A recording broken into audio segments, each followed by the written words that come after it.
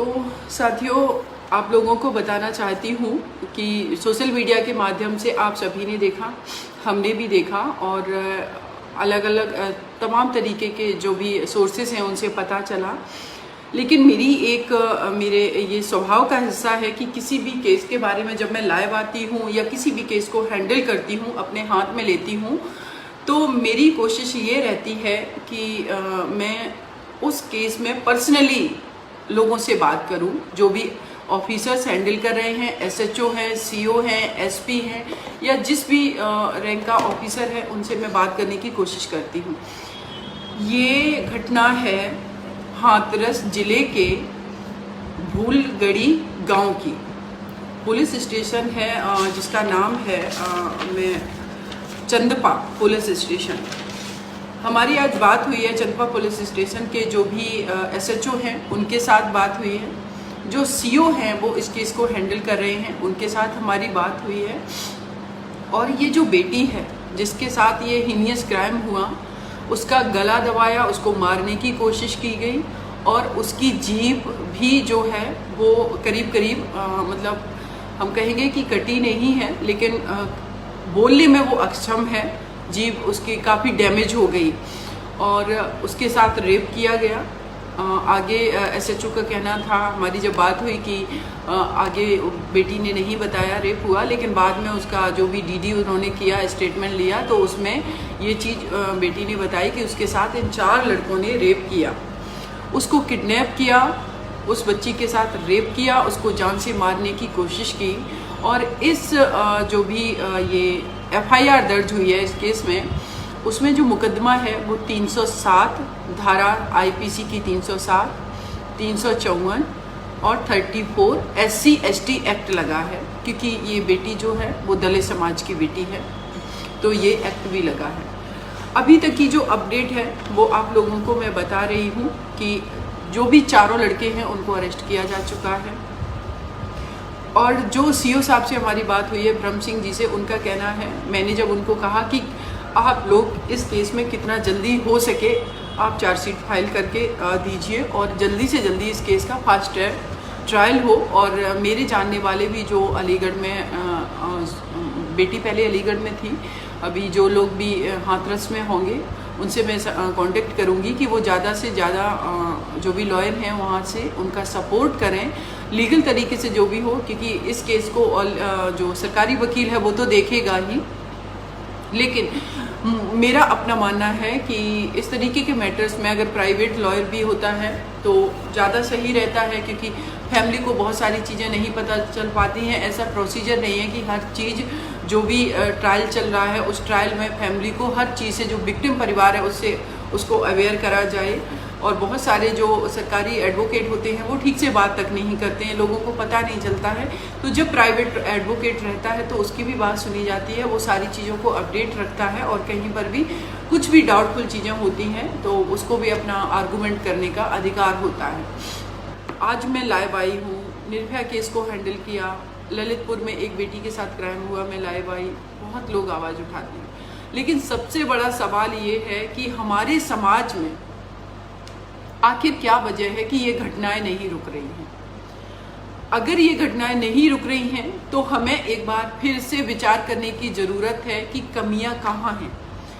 हमने अपने समाज में, अपने परिवार के अंदर, अपने स्कूल, कॉलेज, बस, हर जगह पर जो लोग ट्रबल करते हैं वो हम ही आप में से लोग हैं। आखिर कमियां कहाँ रह गई जो आए दिन किसी ना किसी बेटी के साथ क्राइम होता है। अगर मैं एग्जाम्पल्स की बात करूं तो एक लॉकडाउन के टाइम ही एक बेटी जो ललितपुर में थी, 15 साल की बच्ची, पड़ोसी रेप करता है, उसकी वाइफ जो है उसका सपोर्ट करती है उस बच्ची को कैरोसिन डाल करके जलाने के लिए। बहुत ही मुश्किल से उन लोगों को मैं अरेस्ट करवा पाती हूँ, करीब 1 महीने मुझे लग जाता है सिर्फ फ़ोन पर बात करके। मैनपुरी में हॉस्टल में एक जो भी नवोदय विद्यालय होता है उस हॉस्टल में बच्ची फांसी लगा करके, फांसी पर पंखे से लटकी पाई जाती है। और मेरा मानना है कि हमारा जो पुलिस सिस्टम है उसमें यही होता है कि जो बेटी फांसी से के फंदे से, चाहे लेडी हो चाहे पुरुष हो, अगर वो फांसी के फंदे जैसा वो लटके हुए हैं तो उस केस को ये हमेशा सुसाइड केस ही डिक्लेयर करने की कोशिश करते हैं, क्योंकि अगर सुसाइड केस डिक्लेयर कर देंगे तो वहाँ पर इन्वेस्टिगेशन फर्दर नहीं करनी पड़ेगी, पुलिस को मेहनत नहीं करनी पड़ेगी। और ऐसा ही मैनपुरी वाले मैटर में हुआ है। वो बच्ची जो है फंदे से, सीलिंग फैन से लटकी पाई गई और अभी तक उसमें किसी को ये पता नहीं कि आखिर उसने फांसी क्यों लगाई, ना कोई सुसाइड नोट था। ये है। दूसरा, दिशा रेड्डी का आप लोगों ने देखा, एक बेटी आगरा की, उसके साथ इतना हीनियस क्राइम हुआ। उसके अलावा एक बच्ची करीब 12 साल की, उसको फेंक दिया गया कुएं में। 5-6 दिन बाद ढूंढने के बाद उस बच्ची को बोरी में बंद करके कुएं में फेंक दिया गया। अब आप सोचिए कि हमारे देश में कल ही हमने डॉटर्स डे को सेलिब्रेट किया। मुझे लगता है, मेरा मानना इस चीज़ में मुझे बिल्कुल भी गुरेज नहीं है कि अगर देश के अंदर 10 से 20% भी लोग ऐसे हैं कि एक्चुअल में अपनी बेटियों को प्यार करते हैं, और प्यार का मतलब सिर्फ ये नहीं है कि आप अपनी बेटी को पढ़ा दो, ग्रेजुएशन करा दो और फिर आप लग जाओ बहुत अच्छा लड़का ढूंढने में कि बहुत अच्छे घर में शादी करनी है, अपनी बेटी को कार देनी है, अपनी बेटी को सारा घर का सामान देना है, इतने लाख की शादी करनी है और लड़का इंजीनियर, डॉक्टर, यही सब ढूंढना है। इसको मैं बिल्कुल भी आपके तरफ से प्यार करना नहीं मानती हूँ अपनी बेटी को, चाहे वो माँ बाप हो, चाहे वो उसका भाई हो, कोई भी रिलेटिव हो। क्योंकि एक बेटी मेरे पास करीब 5, 6, 7 अभी जो केसेस हैं वो ऐसे केस हैं जिसमें 304B के मैटर हैं, जिसमें दहेज के लिए उस बेटी को मार दिया गया है। परिवार जो है कहता है मैडम हमने 50 लाख दिया था, हमने 20 लाख रुपए दिया था, हमने 25 लाख रुपए दिया था।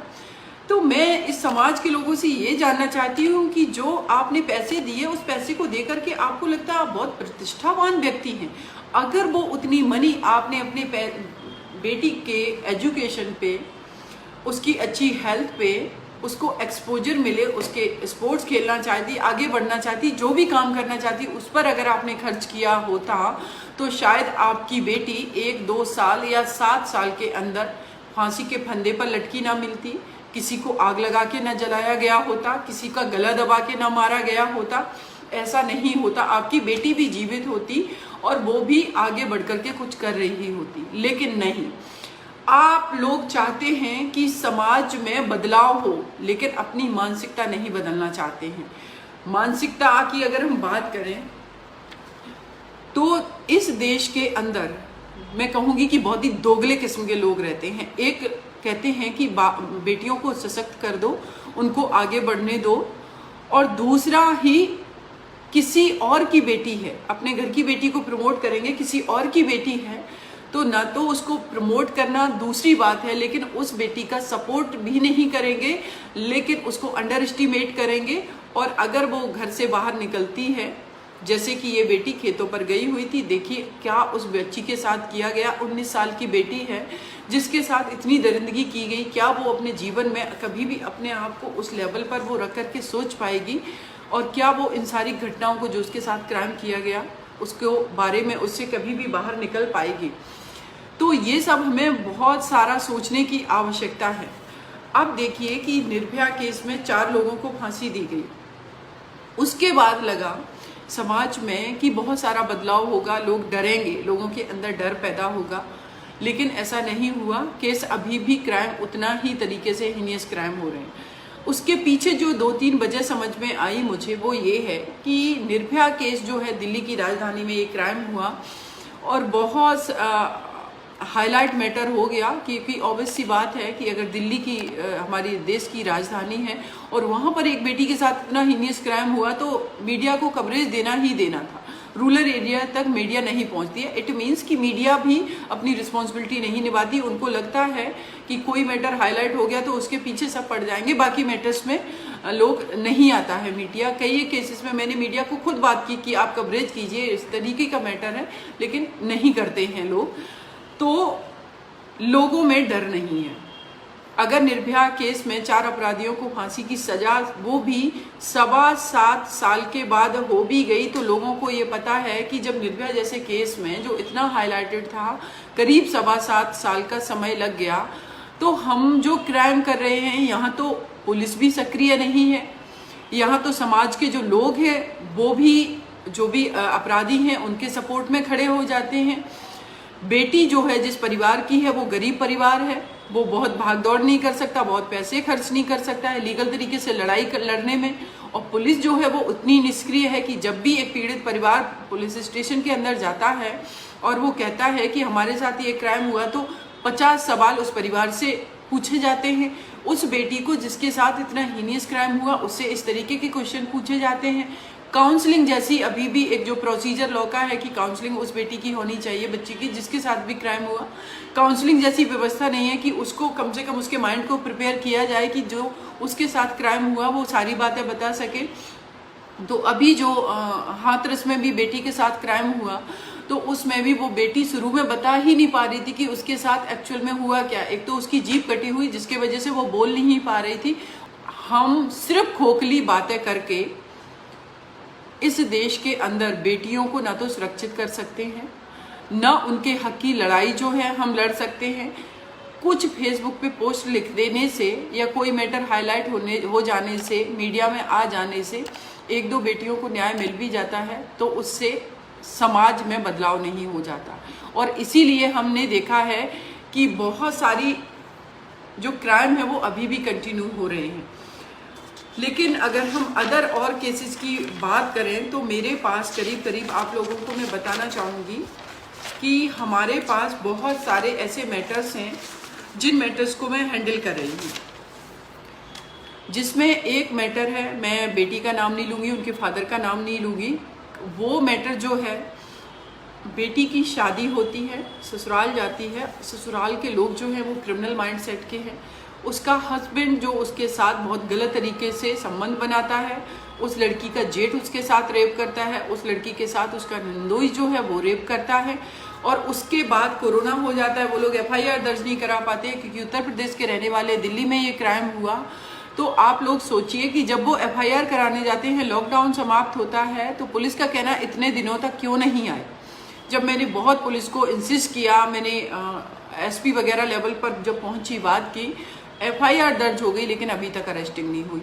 ये माइंडसेट है, क्योंकि उनका मानना है कि अगर शादी हो गई और शादी के बाद इस तरीके से कोई भी क्राइम हो रहा है तो वो हो सकता है दहेज की मांग की वजह से, कि दहेज के अगर मांगा हो तो झूठे केस में ना फंसा दिया हो।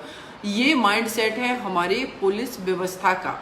अब इसमें बदलाव कैसे हो, इसके लिए देखिए, मेरा जो सबसे पहले मानना है कि आप किसी भी केस में सजा मैक्सिमम करने की जगह आप केस को फास्ट ट्रैक कीजिए।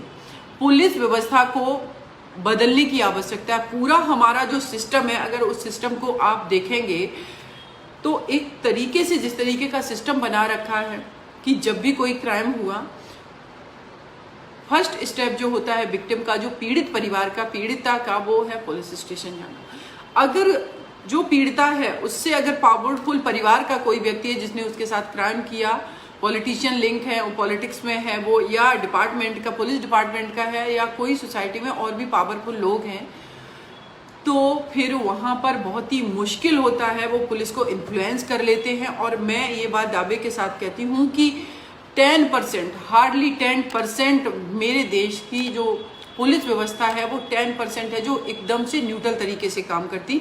ये मेरा अपना अनुभव मैं बता रही हूँ, क्योंकि जितने केसेस मैं हैंडल कर रही हूँ इसमें 10-10 बार, एक केस में 100-100 बार तक मुझे फ़ोन करने पड़े हैं, तब जाकर के अरेस्टिंग होती है, तब जाकर के FIR होती है, FIR सही सेक्शन में होती है, या फिर पुलिस अरेस्ट ही नहीं करती है। इस तरीके की पूरी व्यवस्था बना रखी है।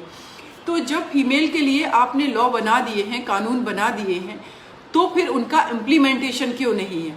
सिर्फ फीमेल के कानून की नहीं, मैं सारे कानून की बात करती हूँ। एक तो उसका इम्प्लीमेंटेशन नहीं है पूरी तरीके से। निर्भया केस हुआ, उसके बाद आप देखेंगे वर्मा कमेटी की रिकमेंडेशंस आए कि ये सारा सिस्टम होना चाहिए। IPC में, CRPC में हर जगह बदलाव किया गया। लेकिन उस बदलाव को सिर्फ कागजी किताबों पन्नों में तक ही सीमित है। एक्चुअल में आप देखेंगे तो ये इसका इम्प्लीमेंटेशन नहीं हुआ, ये लागू नहीं हुआ और इसीलिए निरंतर क्राइम होते रहते हैं। और क्रिमिनल को पता है, जो भी अपराधी है, जो क्राइम कर रहा है, जो कल्प्रिट है, उसको पता है कि हमारा सिस्टम कैसा है, सिस्टम को हम खरीद सकते हैं।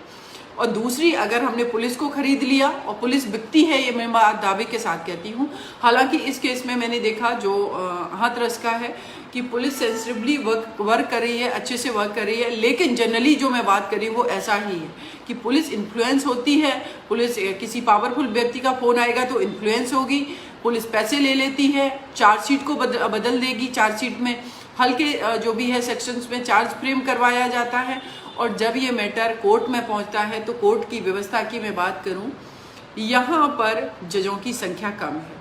यह पूरा सिस्टम ऐसा बना रखा है कि अगर पहली डेट है तो पहली डेट पे सिर्फ सबको नोटिस किया जाएगा, फिर उसके बाद एक और डेट होगी। कम से कम 1 साल तक अगर एक केस में 20, 25, 40 लोगों के स्टेटमेंट लेने हैं तो उसके लिए 1 साल से ज़्यादा का समय लगता है। कभी कभी 4 साल 5 साल तक लगते हैं सिर्फ कोर्ट के अंदर गवाही देने के लिए, गवाह के जो भी है उनकी गवाही के लिए, जो भी विटनेसेस हैं उनको प्रोड्यूस करने के लिए, इसमें सालों लग जाते हैं। तो सोचने वाली बात है कि जिसमें सालों लग जा रहे हैं, ये हमारा ऐसा सिस्टम है, तो हम कैसे उम्मीद करेंगे कि जो कल्प्रिट है, जो अपराधी है, उसको सही टाइम पर सजा मिलेगी। अगर सही टाइम पे सजा नहीं मिलेगी तो हम कितना भी चिल्ला लें, क्योंकि हमारा लॉ एंड ऑर्डर फेल रहेगा, सजा नहीं मिलेगी, लोगों में डर नहीं होगा और वो क्राइम करते रहेंगे। इसके लिए गवर्नमेंट को मेरा अपना मानना है कि बहुत बड़े लेवल पे बदलाव करना चाहिए और बदलाव के साथ साथ में जितना जल्दी हो सके फास्ट ट्रैक, एक पर्टिकुलर केस क्यों, सारे जितने भी विमेन के अगेंस्ट जो भी क्राइम होते हैं उन सारे केसेस को फास्ट ट्रैक किया जाना चाहिए, टाइम बाउंड फास्ट ट्रैक किया जाना चाहिए। जैसे कि सेंगर वाले मैटर में हुआ, 6 महीने के अंदर जो भी अपराधी है, अगर वो बाई चांस इनोसेंट है तो वो छूट जाएगा, लेकिन जो भी अपराधी है उसको सजा मिलनी चाहिए। 6 महीने के अंदर अगर आप जेल में पहुंचाएंगे इन अपराधियों को तो निश्चित रूप से डर होगा और क्राइम भी कम होगा। लेकिन 6 महीने सोचिए, आप तो 6 साल में भी नहीं पहुंचा पाते हैं, तो फिर कैसे बदलाव होगा। आप कितना भी नारा लगा लीजिए, बेटी बचाओ बेटी पढ़ाओ, कितना भी आप फेसबुक पर आकर के ढोंग कर लीजिए, डॉटर्स डे, ठीक है, नो डाउट बहुत अच्छे लोग भी हैं जो अपनी बेटियों को इक्वली बेटों की तरह ट्रीट कर रहे हैं, आगे बढ़ा रहे प्रमोट। लेकिन मैं जनरल बात कर रही हूँ, क्योंकि जो लोग भी प्रमोट कर रहे हैं उन लोगों से भी मैं कहना चाहती हूँ, हर व्यक्ति रिस्पॉन्सिबल है। इस सोसाइटी में जो क्राइम हो रहा है उसके लिए हर व्यक्ति रिस्पॉन्सिबल है। मैं फेसबुक पर देखती रहती हूँ, जब भी कोई स्त्री अपना ओपिनियन रखती है महिला सुरक्षा के मुद्दे पर या महिला आज़ादी के मुद्दे पर, स्वतंत्रता के इन सारे मुद्दों पर, कितने लोग उसको ट्रोल करने के लिए आ जाते हैं। और जब वो लोग ट्रोल करने के लिए आ जाते हैं तो उसका मनोबल कितना टूटता है। वो ट्रोल करने वाले लोग कौन हैं? जब आप किसी स्त्री को लिखता पढ़ता उसको बर्दाश्त नहीं करेंगे, जो वो लिख रही है, समाज के मानक आपने गढ़े हैं, हर चीज़ आपने निर्धारित की है, और जब वो लिख पढ़ रही है, उसकी ओपिनियन आ रही है, तो उस आपको ट्रोल करने की आवश्यकता क्या है? लेकिन आप करेंगे, आप सीधे उसके कैरेक्टर पर उंगली उठाएंगे या आप उसको कहेंगे झूठे केस होते हैं, यह सारी चीज़ें होती हैं। एक स्त्री, मैं कहती हूँ नो डाउट अगर 5% झूठे केस होते हैं, लेकिन 95% जो सही केसेस हो रहे उसके लिए कौन जिम्मेदार है? तो मेरा मानना है कि जो समाज है, एक तो हमारा जो लीगल सिस्टम है, पूरी व्यवस्था है, इसको बदलना चाहिए, और दूसरा जो हमारी सामाजिक व्यवस्था है, इस व्यवस्था में हमने हमेशा स्त्री को दूसरे दर्जे का ही माना है।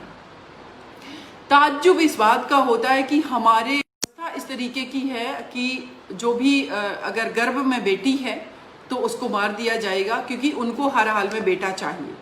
क्यों ऐसा क्यों है कि एक स्त्री जिसके कोख में एक बेटी पल रही है, वो उस बेटी को मारने के लिए, उस भ्रूण को मारने के लिए तैयार होगी? हमने ऐसी व्यवस्था क्यों बनाई? तो इन सब पर विचार करने की जरूरत है। और दूसरी बात कि हम लोग कहते हैं लड़कियों को एम्पावर्ड कर दो, बहुत लड़कियां एम्पावर्ड हो रही हैं, आगे बढ़ रही हैं, एडवोकेट हैं, इंजीनियर हैं, डॉक्टर हैं, अब्रॉड में भी काम कर रही हैं, लेकिन कोई भी ये गारंटी नहीं ले सकता है कि वो बेटी हमारे देश के किसी भी पावरफुल पोजीशन पर हो, उस बेटी के साथ अपराध नहीं होगा, वो पूरी तरीके से सुरक्षित है। क्योंकि समाज का जो स्ट्रक्चर बनाया गया है उसमें आपने रिक्शे वाले को भी वो आज़ादी दी कि वो गाते हुए रिक्शा चला के रोड पे कॉन्फिडेंस से निकल जाएगा, लेकिन एक डीएम, एसडीएम, आईपीएस जो भी ऑफिसर है या एसपी है या अदर किसी पोजीशन पे, एडवोकेट है, इंजीनियर है, डॉक्टर, किसी भी लेवल पे अगर वो बेटी है, लेकिन वो भी जब रोड पर निकलती है तो सहम करके निकलती है। अगर वो 500 मीटर उसको पैदल चलना है और रास्ते में अगर 10-15 लोग खड़े मिलेंगे तो मुझे पता है कि गंदी नजरें उसको घूर रही होंगी और वो कॉन्फिडेंस आप उसमें आने ही नहीं देते हैं। क्योंकि ये जो सामाजिक ताना बाना आपने बनाया वो इस तरीके के लिए ऐसा बनाया कि बेटी के लिए आपने कोई सुरक्षित जगह छोड़ी ही नहीं है, चाहे वो ऑफिस हो, चाहे वो परिवार हो, चाहे वो रिश्तेदार हो, चाहे वो उसका स्कूल हो, कॉलेज हो, ऑफिस हो, पॉलिटिक्स हो। मैं देखती हूँ कि मैं अगर पॉलिटिक्स की बात करूँ तो पॉलिटिक्स में जितनी भी हमारे देश में अभी तक महिलाओं ने जो भी पॉलिटिक्स में आई हैं, मैंने इस चीज को नोटिस किया है कि लोग जो है उस स्त्री को आप पॉलिटिकल तरीके से उसकी आलोचना कर सकते हैं, वो एक्सेप्ट की जा सकती है, लेकिन ये लोगों की घटियापंथी आप देखिए कि पॉलिटिकल तरीके से आलोचना नहीं करेंगे, लेकिन अगर स्त्री एक घर से बाहर निकली है, आगे बढ़ रही, चाहे वो मायावती हो, ममता बनर्जी हो, जयललिता जी हो, वसुंधरा राजे हो या इंदिरा गांधी हो, कोई भी इस देश की फीमेल है उसको इन लोगों ने गंदे घटिया कमेंट किए बिना नहीं छोड़ा। स्मृति ईरानी है या जितनी भी है, निर्मला सीतारमण है, कोई भी, मैं फीमेल की बात कर रही हूँ, किसी भी पार्टी की है, उसको ये लोग हमेशा कैरेक्टर से जोड़ देते। अरे भाई, जब आपके पॉलिटिक्स में बैठे जो मर्द हैं, जिनको जो अपने आप को कहते हैं कि वो मर्द है, मुझे लगता है कि हमारे देश के अंदर जो व्यवस्था है, मर्द का कॉन्सेप्ट जो इस तरीके से बनाया गया कि वो सर्वश्रेष्ठ है, मैं ऐसे लोगों को सर्वश्रेष्ठ नहीं मानती हूँ। उस पूरे भारत के मैं पुरुषों की बात कर रही हूँ जिन्होंने अपने देश की स्त्रियों के लिए पूरे देश के अंदर असुरक्षित माहौल रखा हुआ है। या तो किसी के वजह से असुरक्षित माहौल है या कोई इनिशिएटिव नहीं ले रहा, इसलिए माहौल नहीं सुधर रहा है।